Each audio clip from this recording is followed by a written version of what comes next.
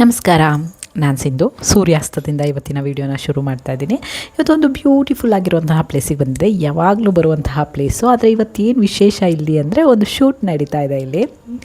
ಈ ಶೂಟ್ ಬಂದು ನಿತ್ಯೋತ್ಸವ ಮೂವೀಸ್ ಕಡೆಯಿಂದ ಒಂದು ಹಾಡಿನ ಚಿತ್ರೀಕರಣ ನಡೀತಾ ಇದೆ. ಆ ಹಾಡು ಇದೇ ಕ್ಷೇತ್ರಕ್ಕೆ ಸಂಬಂಧಪಟ್ಟದ್ದು. ಇಲ್ಲಿಯ ಸ್ವಾಮಿಯನ್ನು ಹಾಡಿ ಹೊಗಳಿರುವಂತಹ ಇಲ್ಲಿಯ ಸ್ವಾಮಿಯ ಮಹಿಮೆಯನ್ನು ಹೇಳುವಂತಹ ಒಂದು ಸುಂದರವಾದ ಹಾಡಿನ ಚಿತ್ರೀಕರಣದ ದೃಶ್ಯಗಳನ್ನ ನಾನಿವತ್ತು ಇಲ್ಲಿ ಶೇರ್ ಮಾಡ್ತಾ ಇದ್ದೀನಿ. ಎಲ್ಲರೂ ಕೂಡ ಹನುಮಂತನ ವೇಷ ಹಾಕ್ಕೊಂಡು, ರಾಮನ ವೇಷ ಹಾಕ್ಕೊಂಡು ಚೆನ್ನಾಗಿ ಡ್ಯಾನ್ಸ್ ಮಾಡಿಕೊಂಡು ಇದ್ದರು. ನಮ್ಮ ಬಜರಂಗಿ ಅಂದರೆ ಹಂಗೆ ಅಲ್ವಾ, ಒಂದು ಹತ್ರ ನಿಲ್ಲೋಲ್ಲ, ಮಕ್ಕಳು ಥರನೇ ನಮ್ಮ ಬಜರಂಗಿ ಕೂಡ. ಈ ಮಕ್ಕಳೆಲ್ಲ ಆ ವೇಷ ಹಾಕ್ಕೊಂಡು ಓಡಾಡ್ಬೇಕಾದ್ರೆ ಹಾಗೆ ಅನಿಸಿದ್ದು ನನಗೆ, ಓಕೆ ಈ ಮಕ್ಕಳೆಲ್ಲ ಪುಟ್ಟ ಪುಟ್ಟ ಏನು ಬಜರಂಗಿಗಳು ಆರಾಮಾಗಿ ಓಡಾಡಿಕೊಂಡು ಇದ್ದಾರೆ ಅಂತ ಹೇಳಿ ಈ ತಂಡಕ್ಕೆ ಒಂದು ಸಲಾಮ್ ಅಂತಲೇ ಹೇಳ್ಬೋದು. ಯಾಕಂದರೆ ಸಣ್ಣ ಸಣ್ಣ ಮಕ್ಕಳನ್ನು ಹಿಡ್ಕೊಂಡು ಒಂದು ಕಾಡಿನ ಜಾಗದಲ್ಲಿ ಬಂದು ಒಂದು ಶೂಟ್ ಮಾಡ್ತೀವಿ ಅನ್ನೋದು ಸಾಮಾನ್ಯ ವಿಷಯ ಅಲ್ಲವೇ ಅಲ್ಲ. ತುಂಬ ತಾಳ್ಮೆಯಿಂದ ನಿತ್ಯೋತ್ಸವ ಮೂವೀಸ್ ತಂಡ ಕೆಲಸ ಮಾಡ್ತು. ಮತ್ತು ಅದಕ್ಕೆ ಸಹಕಾರವಾಗಿ ಆ ಮಕ್ಕಳ ಪೇರೆಂಟ್ಸ್ಗಳು ಕೂಡ ಎಲ್ಲರೂ ತಾಳ್ಮೆಯಿಂದ ಈ ಶೂಟಿಗೆ ಸಹಾಯ ಮಾಡ್ತಾಯಿದ್ರು. ಇದು ಇವರಿಂದ ಸಾಧ್ಯ ಆಯಿತು, ಇವರೆಲ್ಲರ ಸಹಕಾರದಿಂದ, ಗುಂಪಿನಿಂದ ಅನ್ನೋದು ಎಷ್ಟು ಸತ್ಯನೋ ಇದೆಲ್ಲದನ್ನು ಮಾಡಿಸ್ತಾ ಇರೋದು ಇದೇ ನಮ್ಮ ಉದ್ದಾಂಜನೇಯ ಸ್ವಾಮಿ ಅನ್ನೋದು ಕೂಡ ಅಷ್ಟೇ ಸತ್ಯ. ಯಾಕಂದರೆ ಈ ಸ್ವಾಮಿಯ ಕೃಪೆ ಇಲ್ಲದೇ ಏನೂ ನಡೀಲಿಕ್ಕೆ ಆಗೋದಿಲ್ಲ. ಇದನ್ನು ನೀವು ಈ ಕ್ಷೇತ್ರನ ಒಂದು 5-6 ವರ್ಷದ ಹಿಂದೆ ಬಂದು ನೋಡಿದಿದ್ರೆ ಈ ಕ್ಷೇತ್ರ ಇಷ್ಟೊಂದು ಇಂಪ್ರೂವ್ಮೆಂಟ್ ಆಗಿರಲಿಲ್ಲ, ಯಾರೂ ಬರ್ತಿರಲಿಲ್ಲ ಈ ಜಾಗಕ್ಕೆ. ಅಲ್ಲಿಯ ಸ್ಥಳೀಯರು ಮಾತ್ರ ಯಾರಾದರೂ ಹೋಗ್ಬೇಕಾದ್ರೆ ದಾರಿಯಲ್ಲಿ ಕೈ ಮುಕ್ಕೊಂಡು ಹೋದರೆ ಹೆಚ್ಚು ಅನ್ನೋಕ್ಕಾಗಿರೋದು, ಇಲ್ಲ ದನ ಕರು ಮೇಸಕ್ಕೆ ಬಂದರು ಅಲ್ಲಿ ಇಲ್ಲಿ ಕೂತಿದ್ದು ಹೋಗುವಂತಹ ಈ ಜಾಗ ಇಷ್ಟು ಪ್ರಸಿದ್ಧಿ ಆಗಬೇಕು ಅಂದರೆ ಇದು ಕೂಡ ಭಗವಂತನ ಇಚ್ಛೆ ಅಲ್ವಾ. ಅದೇ ಥರ ಇಷ್ಟು ವರ್ಷಗಳ ನಂತರ ಈ ಕ್ಷೇತ್ರದ ಬಗ್ಗೆ ಒಂದು ಹಾಡನ್ನು ಚಿತ್ರೀಕರಣ ಮಾಡಬೇಕು, ಒಂದು ಹಾಡು ರಿಲೀಸ್ ಆಗಬೇಕು ರಾಮನವಮಿಗೆ, ಈ ದೇವರನ್ನು ಒಂದು ಕೃಪೆಗೆ ಪಾತ್ರರಾಗಬೇಕು ಅಂತ ಹೇಳಿ ಹೊರಟಿರೋ ಈ ಚಿತ್ರೀಕರಣದ ಅಥವಾ ಈ ಚಿತ್ರತಂಡದ ಹುಮ್ಮಸ್ಸು ಅಥವಾ ಇದರ ಪ್ರೇರೇಪಣೆ ಕೂಡ ಇದೇ ಬಜರಂಗಿಯಾಗಿರ್ತಾರೆ. ಆ ಭಗವಂತನ ಲೀಲೆಯಂತೆ ನಾವೆಲ್ಲ ಆಡ್ತಾ ಇದ್ದೀವಿ ಅನ್ನೋದು ಕೂಡ ಈ ಚಿತ್ರೀಕರಣದ ವೇಳೆಯಲ್ಲಿ ನನಗನ್ಸಿದ್ದು ಸತ್ಯ. ಯಾಕಂದರೆ ಇದೇ ಮೂವೀಸ್ ತಂಡನ ನಾನು ನೋಡಿರೋ ಪ್ರಕಾರ ಸುಮಾರಷ್ಟು ಪ್ರಾಜೆಕ್ಟ್ಗಳನ್ನ ಮಾಡಬೇಕು ಅಂತ ಅಂದ್ಕೊಂಡು ಮಾಡ್ದೇ ಕೈ ಬಿಟ್ಟಿರೋ ಈ ತಂಡಕ್ಕೆ ಈ ಹಾಡನ್ನು ಇದ್ದಕ್ಕಿದ್ದಂಗೆ ಶೂಟ್ ಮಾಡೋ ಮನಸ್ಸು ಬಂದಿದೆ ಅಂದರೆ ಅದು ಬಜರಂಗಿ ಕೃಪೆ ಅಲ್ಲದೇ ಬೇರೆ ಏನೂ ಆಗಿರಲಿಕ್ಕೆ ಸಾಧ್ಯ ಇಲ್ಲ. ಈ ಕ್ಷೇತ್ರದ ಒಂದಷ್ಟು ಮಹಿಮೆಗಳನ್ನ ಹೇಳೋಣ ಅಂತ ಅಂದ್ಕೊಂಡಿದ್ದೀನಿ, ನಾನು ನಿಮ್ಮೊಟ್ಟಿಗೆ ಶೇರ್ ಮಾಡೋಣ ಅಂತ. ಇದು ಬಂದು ದೇವಸ್ಥಾನದ ಪಕ್ಕದಲ್ಲಿ ಇರುವಂತಹ ಒಂದು ಸಣ್ಣ ಹಳ್ಳ ಅಂತ ಹೇಳ್ತಾರಲ್ಲ ಆ ಥರದ ಒಂದು ಜಾಗ. ಆ ಜಾಗದಲ್ಲಿ ಒಂದೆರಡು ಶೂಟ್ನಾಗ ಮಾಡಿದ್ರು. ಈ ಮಕ್ಕಳೆಲ್ಲ ಮೇಕಪ್ ಹಾಕ್ಕೊಂಡು ಮಧ್ಯಾಹ್ನ ಮೇಕಪ್ ಹಾಕ್ಕೊಂಡಿದ್ದು ಅನ್ಕೋತೀನಿ.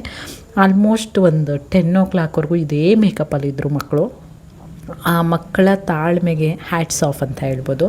ಈ ಮಕ್ಕಳ ಈ ಬಜರಂಗಿ ವೇಷದಲ್ಲಿ ಈ ಮಕ್ಕಳುಗಳು ಸೇಮ್ ಭಾರತಿಗಳ ಥರನೇ ಅಲ್ಲಿ ಇಲ್ಲಿ ನೆಕ್ಕೊಂಡಿದ್ರು. ಪೇರೆಂಟ್ಸ್ಗಳನ್ನೆಲ್ಲ ಅವ್ರನ್ನ ಕಂಟ್ರೋಲ್ ಮಾಡಿಕೊಂಡು, ನಮ್ಮ ಡ್ಯಾನ್ಸ್ ಮಾಸ್ಟರ್ ಕೂಡ ಆ ಮಕ್ಕಳನ್ನ ಕಂಟ್ರೋಲ್ ಮಾಡ್ಕೊಂಡಿದ್ರಲ್ಲ ಅವರಿಗೆ ಕೂಡ ಸಲಾಮ್ ಹೇಳಲೇಬೇಕು.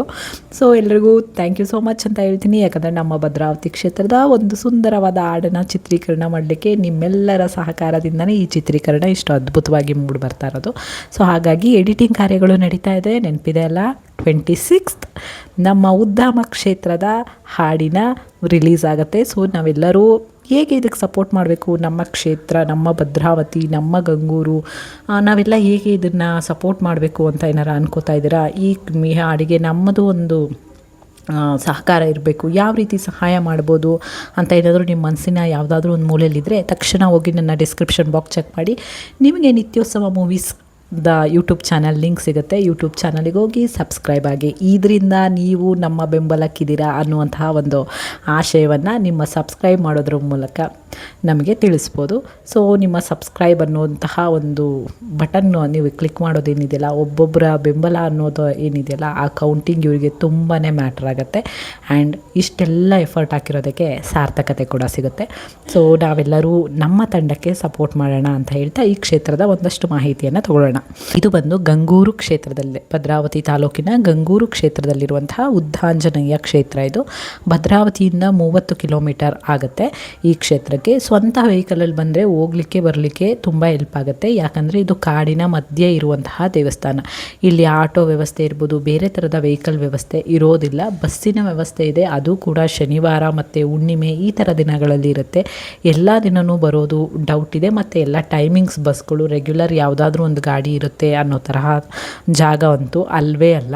ಕಾಡಿನ ಮಧ್ಯೆ ಇರೋದ್ರಿಂದ ಎಲ್ಲರೂ ಈ ಜಾಗಕ್ಕೆ ಬರಬೇಕಾದ್ರೆ ಬಸ್ ಟೈಮಿಂಗ್ಸ್ ಎಲ್ಲ ತಿಳ್ಕೊಂಡು ಬರೋದು ತುಂಬ ಉತ್ತಮ ಅಂತ ಹೇಳ್ತೀನಿ.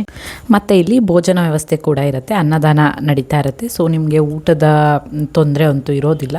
ನೀವು ಬಂದರೆ ಆರಾಮಾಗಿ ಅನ್ನ ಸಂತರ್ಪಣೆ ಇರುತ್ತಲ್ಲ, ಅನ್ನದಾನದಲ್ಲಿ ಊಟ ಮಾಡಿಕೊಂಡು ಆರಾಮಾಗಿ ದೇವ್ರ ದರ್ಶನ ಮಾಡಿಕೊಂಡು ಹೋಗ್ಬೋದು. ಒಂದು ನೆಮ್ಮದಿಯ ತಾಣ ಅಂತಲೇ ಹೇಳ್ಬೋದು. ನೀವೇನಾದರೂ ಕ್ಯಾರಿ ಮಾಡಬೇಕು ದೇವರಿಗೆ ಅನ್ನೋದಾಯ್ತು, ಊದಿನ ಕಡ್ಡಿ ಅದು ಇದು ಅಂತ ಕ್ಯಾರಿ ಮಾಡೋದಕ್ಕಿಂತ ಒಂದಷ್ಟು ಬಾಳೆಹಣ್ಣು ತಂದುಬಿಟ್ರೆ ಇಲ್ಲಿ ಓಡಾಡೋ ಬಜರಂಗಿಗಳು ಜಾಸ್ತಿ ಇದೆ. ಅಲ್ಲಿ ನಿಂತಿರೋ ಬಜರಂಗಿಗಿಂತ ಓಡಾಡೋ ಬಜರಂಗಿಗಳು ಜಾಸ್ತಿ ಇದೆ. ಸೊ ಅದಕ್ಕೇನಾರ ಕೊಡ್ಬೋದು. ದೇವಸ್ಥಾನದ ಆವರಣದಲ್ಲಿ ತಿಂಡಿ ತಿನಿಸುಗಳನ್ನು ಕೊಡಬಾರದು ಅಂತ ಹೇಳಿ ಅಚ್ಚ ಕನ್ನಡದಲ್ಲಿ ಬೋರ್ಡ್ ಹಾಕಿದ್ದಾರೆ. ಅಚ್ಚ ಕನ್ನಡದಲ್ಲಿ ಬೋರ್ಡ್ ಇದ್ರೂ ಅದು ತಿಂಡಿ ತಿನಿಸುಗಳನ್ನು ಕೊಡಬಾರದು, ಹೌದು, ಮಂಗಗಳಿಗೆ ಗಾಯ ಮಾಡಬಾರದು ಅಂತ ಬೋರ್ಡ್ ಹಾಕಿದರೆ ಇನ್ನೂ ಚೆನ್ನಾಗಿರ್ತಿತ್ತೇನಪ್ಪ. ಆ ದೇವರು ಅಥವಾ ಓಡಾಡೋ ಬಜರಂಗಿಗಳು ಕೂಡ ನಮ್ಮನ್ನು ನೋಡಿ ಗಾಬರಿಯಾಗಿ ಬೈಕೋತಾ ಇರ್ತಾರೆ ಅನಿಸುತ್ತೆ. ಇವ್ರು ಯಾರಪ್ಪ ಇವರು, ಊರಲ್ಲೆಲ್ಲ ಜಾಗ ಬಿಟ್ಟು ಕಾಡಲ್ಲಿದ್ದರೆ ನಾವು ಕಾಡಿಗೂ ಬಂದು ಹಿಂಸೆ ಕೊಡ್ತಿದ್ದಾರೆ, ಈ ಮನುಷ್ಯ ಜಾತಿನೇ ಸರಿ ಇಲ್ಲ ಅಂತ ಹೇಳಿ ಬೈಕೋತಾ ಇದ್ದಾರೆ ಅಂತ ನನಗಂತೂ ಅನಿಸುತ್ತೆ ಯಾವಾಗಲೂ ಅಲ್ಲಿ ಹೋದಾಗ.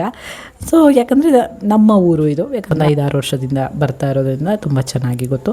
ಸೊ ಅಲ್ಲಿ ಶೂಟಿಂಗ್ ಮುಗಿಸ್ಕೊಂಡು ಇವಾಗ ಬ್ರೇಕಲ್ಲಿ ನೀರು ಬಾಳೆಹಣ್ಣು ಅದು ಇದು ಮಕ್ಕಳಿಗೆಲ್ಲ ಕೊಟ್ಟಿದ್ದಾಯಿತು, ತಿಂದಿದ್ದಾಯಿತು. ಮಕ್ಕಳು ಮೇಕಪ್ ಇತ್ತು ಆದ್ರೂ ಕೇರ್ಫುಲ್ಲಾಗಿ ಮಕ್ಕಳೆಲ್ಲ ತಿಂದರು. ಇವಾಗ ದೇವಸ್ಥಾನದ ಒಳಗಡೆ ಹೋಗೋಣ ಆಯಿತಾ. ಈ ಕ್ಷೇತ್ರದ ಹಿನ್ನೆಲೆ, ಇತಿಹಾಸ, ಐತಿಹಾಸಿಕ ಪುರಾಣ ಅಂದರೆ ಇಲ್ಲಿ ಅಕ್ಕಪಕ್ಕದಲ್ಲೆಲ್ಲ ವಿಚಾರಿಸಿದಾಗ ಸುಮಾರಷ್ಟು ಹಿನ್ನೆಲೆಗಳನ್ನ ಹೇಳ್ತಾರೆ. ಯಾವುದು ಎಷ್ಟು ಸತ್ಯ ಅನ್ನೋದಕ್ಕಿಂತ ಈ ದೇವರ ಮೇಲೆ ನಂಬಿಕೆ ಅನ್ನೋದು ಎಷ್ಟಿರುತ್ತೆ ಅನ್ನೋದು ಮಾತ್ರನೇ ತುಂಬ ಮುಖ್ಯ ಆಗುತ್ತೆ. ಇದು ಉದ್ದಾಂಜನೇಯ ಸ್ವಾಮಿ ಗಂಗೂರು ಕ್ಷೇತ್ರದಲ್ಲಿರುವಂಥದ್ದು. ಇದು ಒಂದು ಬಂಡೆಕಲ್ ಮೇಲೆ ಕೆತ್ತಲ್ಪಟ್ಟಂತಹ ಒಂದು ದೇವರಾಗಿರುತ್ತೆ. ಈ ಆಂಜನೇಯ ವರ್ಷದಿಂದ ವರ್ಷಕ್ಕೆ ದಿನೇ ದಿನೇ ಬೆಳೀತಾನೆ ಅನ್ನುವಂತಹ ಒಂದು ನಂಬಿಕೆ ಕೂಡ ಇದೆ. ಹಾಗಾಗಿ ಈ ಕ್ಷೇತ್ರಕ್ಕೆ ಉದ್ದಾಂಜನೇಯ ಅಂತ ಹೇಳಿ ಹೆಸರನ್ನು ಕೊಟ್ಟಿರ್ತಾರೆ. ಈ ಕ್ಷೇತ್ರಕ್ಕೆ ಮೊದಲನೇದಾಗಿ ಫಸ್ಟು ಶುರು ಮಾಡಿದಾಗ ಯಾವುದೇ ರೀತಿಯಾದಂತಹ ದೇವಸ್ಥಾನ, ಸೂರಿಲ್ಲ, ಆಲಯ ಇಲ್ಲ, ಬಜರಂಗಿ ಹಾಗೆ ಬಯಲು ಆಲಯದಲ್ಲಿ ಇದ್ದಂತಹ ಒಂದು ದೇವರು ಇವಾಗ ಆಲಯವನ್ನು ಮಾಡ್ತಾ ಇದ್ದಾರೆ. ಆವಾಗ ಆ ಹಿಂದೆ ಯಾಕೆ ಬಜರಂಗಿಗೆ ಆಲಯ ಮಾಡಿಲ್ಲ ಅನ್ನೋದಕ್ಕೆ ಇಲ್ಲಿನ ಹಿರೀಕರು ಹೇಳೋವಂತಹ ಮಾತು, ಬಜರಂಗಿ ಆವಾಗ ಬೆಳೀತಾ ಇದ್ದರು. ಸೊ ಬೆಳೆಯೋ ಹಂತದಲ್ಲಿ ನಾವು ಆಲಯನ ಮಾಡಿದ್ರೆ ಅದು ತೀರಾ ಸಣ್ಣದಾಗ್ಬಿಡುತ್ತೆ. ಎಷ್ಟು ಬೆಳೀತಾರೆ ಬೆಳೀಲಿ ಅನ್ನೋ ಕಾರಣಕ್ಕೋಸ್ಕರ ಇಷ್ಟು ದಿನ ಈ ಬಜರಂಗಿ ಬೆಳಕಿಗೆ ಬಂದಿರಲಿಲ್ಲ. ಈಗ ಬೆಳವಣಿಗೆ ಅಂತ ಮುಗ್ದಿದೆ. ಈಗ ಸ್ವಾಮಿ ತನಗೆ ಏನೇನು ಬೇಕೋ ಆ ಎಲ್ಲ ಸೌಕರ್ಯಗಳನ್ನು ಮಾಡಿಸ್ಕೋತಾ ಇದ್ದಾರೆ ಅನ್ನುವಂತಹ ಒಂದು ನಂಬಿಕೆ ಕೂಡ ಇಲ್ಲಿದೆ. ಪ್ರತಿ ಹುಣ್ಣಿಮೆಯಲ್ಲಿ ಇಲ್ಲಿ ಹೋಮ ಹವನ, ಸತ್ಯನಾರಾಯಣ ಸ್ವಾಮಿ ಪೂಜೆಗಳಿರ್ಬೋದು, ಸರ್ಪದೋಷದ ನಿವಾರಣೆ ಇರ್ಬೋದು, ಈ ಥರ ಹಲವಾರು ದೋಷಗಳ ಪರಿಹಾರ ಇರ್ಬೋದು, ಮತ್ತು ಮದುವೆ ಆಗದೇ ಇರೋರಿಗೆ ಸೀತಾ ಕಲ್ಯಾಣ ಮಾಡೋದಿರ್ಬೋದು, ಈ ಥರದ್ದೆಲ್ಲ ಮಾಡಿದ್ರೆ ಮದುವೆ ಆಗುತ್ತೆ ಅನ್ನೋದು, ಮಕ್ಕಳಾಗದೇ ಇರೋರಿಗೆ ಸುಮಾರಷ್ಟು ಪೂಜೆಗಳು, ಈ ಥರದ್ದು ಹಲವಾರು ಪೂಜೆ ದೋಷಗಳಿಗೆ ಈ ಜಾಗ ಹೆಸರುವಾಸಿಯಾಗಿದೆ. ಪ್ರತಿ ಹುಣ್ಣಿಮೆಯಲ್ಲಿಯೂ ಕೂಡ ಇಲ್ಲಿ ವಿಶೇಷ ಪೂಜೆ, ಅಲಂಕಾರ, ಹೋಮಗಳು ನಡೀತಾ ಇರುತ್ತೆ. ಈ ಪೂಜೆಯಲ್ಲಿ ಪಾಲ್ಗೊಂಡವರು ಎಲ್ಲರಿಗೂ ಕೂಡ ಒಳ್ಳೆಯದಾಗಿದೆ ಅನ್ನುವಂತಹ ಒಂದು ನಂಬಿಕೆ ಕೂಡ ಈ ಜಾಗದಲ್ಲಿ ಇದೆ. ಇದು ಜಾತ್ರಾ ಮಹೋತ್ಸವದ ಫ್ಲೆಕ್ಸು. ಯಾವುದೇ ವರ್ಷ ಆಗಲಿ ರಾಮನವಮಿಯ ಹಿಂದೆ ಮತ್ತು ಮುಂದೆ ರಾಮನವಮಿ ದಿನ 3 ದಿನ ಇಲ್ಲಿ ಜಾತ್ರಾ ಮಹೋತ್ಸವ ಇರುತ್ತೆ. ಅದ್ದೂರಿ ಜಾತ್ರಾ ಮಹೋತ್ಸವ ಈ ತಿಂಗಳು ಕೂಡ ಇದೆ. 26, 27, 28ರಂದು ಯಾರ್ಯಾರಿಗೆ ಸಾಧ್ಯನೋ ಅವರೆಲ್ಲ ಈ ಕ್ಷೇತ್ರದ ವೀಕ್ಷಣೆ ಮಾಡ್ಬೋದು ಬಂದು. ಇದು ದೇವಸ್ಥಾನದ ಸುತ್ತ ಇರುವಂತಹ ಆವರಣ. ಸುತ್ತ ಇರೋ ದೇವರುಗಳಿಗೆಲ್ಲ ಒಂದು ನಮಸ್ಕಾರ ಆಗಿ ಬಜರಂಗಿ ನೋಡಲಿಕ್ಕೆ ಹೋಗೋಣ. ಫಸ್ಟ್ ಪ್ರದಕ್ಷಿಣೆ ಹಾಕಬೇಕಾ ಇಲ್ಲ ದೇವ್ರ ದರ್ಶನ ಮಾಡಿದ್ಮೇಲೆ ಪ್ರದಕ್ಷಿಣೆ ಹಾಕಬೇಕಾ ನನಗೆ ಗೊತ್ತಿಲ್ಲ. ನಾನು ಯಾವಾಗಲೂ ಒಂದೇ ಅಂದ್ಕೊಳ್ಳೋದು, ದೇವಸ್ಥಾನದ ಒಳಗಡೆ ಜಾಸ್ತಿ ಜನ ಇದ್ದರೆ ಫಸ್ಟ್ ಪ್ರದಕ್ಷಿಣೆ ಹಾಕ್ಬಿಡ್ತೀನಿ. ದರ್ಶನಕ್ಕೆ ಜನ ಇಲ್ಲ ಅಂದರೆ ಫಸ್ಟ್ ದರ್ಶನ ಮಾಡಿಬಿಟ್ಟು ಆಮೇಲೆ ಪ್ರದಕ್ಷಿಣೆ ಹಾಕ್ತೀನಿ ಅಷ್ಟೇ. ಸೊ ಇವತ್ತು ಇಲ್ಲಿ ಒಳಗಡೆ ಜನ ಜಾಸ್ತಿ ಇದ್ದರು. ಸೊ ಫಸ್ಟ್ ಪ್ರದಕ್ಷಿಣೆ ಮುಗಿಸ್ತಾ ಇದ್ದೀನಿ, ಆಮೇಲೆ ಒಳಗಡೆ ಹೋಗೋಣ ಅಂತ ಹೇಳ್ಬಿಟ್ಟು ಅಷ್ಟೇ.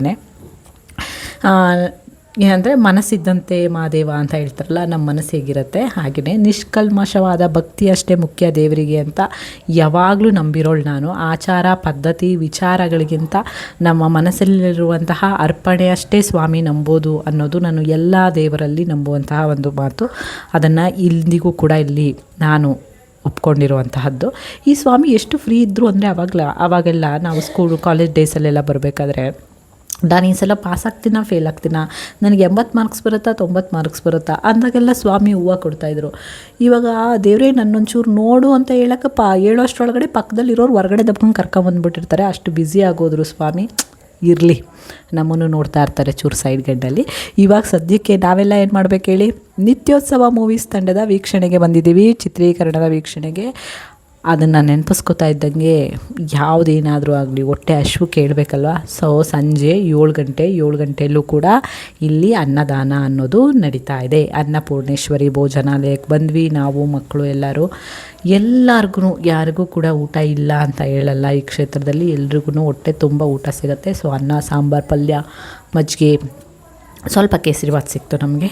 ಸೊ ಇದನ್ನೆಲ್ಲ ಹೊಟ್ಟೆ ತುಂಬ ಊಟ ಮಾಡಿ ಮತ್ತೆ ದೇವಸ್ಥಾನದ ವೀಕ್ಷಣೆಗೆ ಹೋದ್ವಿ. ಈ ದೇವಸ್ಥಾನದಲ್ಲಿ ಇನ್ನೊಂದು ನಂಬಿಕೆ ಇದೆ. ಈ ದೇವರು ಬಜರಂಗಿ ಏನಿದಾರಲ್ಲ, ಈ ದೇವರು ಬೇವರು ಅಂತಹ ದೇವರು. ಇಲ್ಲಿ ಕಾಯಿನ್ಗಳನ್ನ ಅಂಟಿಸಿದ್ರೆ ಏನಾದರೂ ಆಗೋದಿತ್ತು ಅಂದರೆ ಕೆಲಸ ಕಾರ್ಯಗಳು ಆಗುತ್ತೆ ಅನ್ನುವಂತಹ ಒಂದು ನಂಬಿಕೆ ಕೂಡ ಇದೆ. ಇದು ಚಿತ್ರೀಕರಣ ತುಂಬ ಅದ್ಧೂರಿಯಾಗಿ ನಡೀತಾ ಇದೆ. ಇವರಿಗೆ ಸಪೋರ್ಟ್ ಮಾಡಬೇಕು ಅಂದರೆ ಏನು ಮಾಡಬೇಕು, ನಿತ್ಯೋತ್ಸವ ಮೂವೀಸ್ ಯೂಟ್ಯೂಬ್ ಚಾನಲ್ನ ಸಬ್ಸ್ಕ್ರೈಬ್ ಆಗಬೇಕು. ಸಬ್ಸ್ಕ್ರೈಬ್ ಆಗೋದ್ರ ಮೂಲಕ ಇವರಿಗೆ ಬೆಂಬಲಿಸೋಣ. Thank you.